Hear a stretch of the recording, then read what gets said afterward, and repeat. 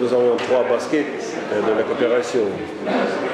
La première, c'est le dialogue politique. Alors, nous voulons discuter tous les problèmes au commencement de la création de ces problèmes-là. Bien sûr, pour trouver la décision commune. Et je pense qu'après la crise de l'année passée, maintenant, nous avons tout le nécessaire pour restaurer ce dialogue. Et j'espère que ce jeudi cette semaine, la réunion de tous les ministres étrangers dans le temps doit prendre la décision de restaurer le dialogue de manière complète. Le deuxième basket, c'est la coopération militaire. Bien sûr, nous avons beaucoup de contacts, pas seulement les contacts, mais les études pour les militaires,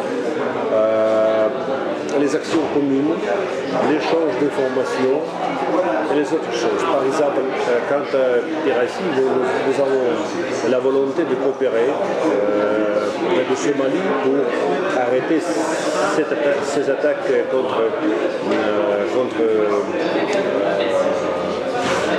les marines civiles.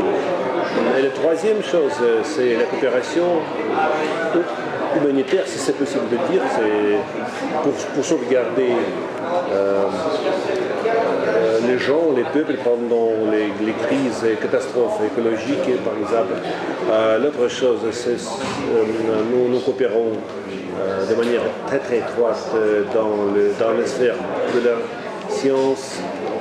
Par exemple, nous savons déjà trouver la solution, comment on peut détecter la bombe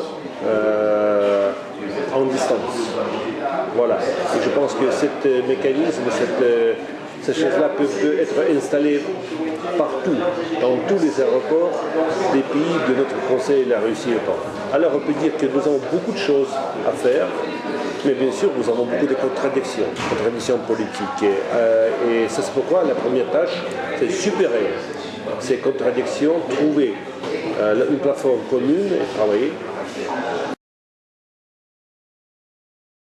Nous avons besoin d'élaborer ce plan parce que maintenant nous habitons en Europe sur la base des accords dont on a élaboré à l'époque. Helsinki a été signé en 1975. Mais c'était l'époque de la guerre froide, c'était l'époque des divergences parmi deux systèmes politiques et idéologiques. Mais la vie changeait beaucoup. Et ça, c'est pourquoi, bien sûr, il faut élaborer le nouveau principe de la coopération, de l'amitié et de la vie commune dans une maison. Je pense qu'il faut supérer la possibilité d'activiser l'article 5, par exemple, dans la maison européenne. On peut bien comprendre qu'il y a beaucoup de menaces, mais ils sont de l'extérieur.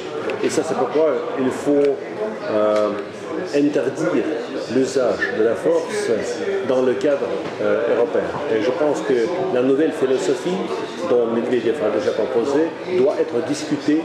Et sur cette base, avec cette invitation pour discuter, on peut choisir pour nous un nouveau système de la sécurité égale et juste pour tous.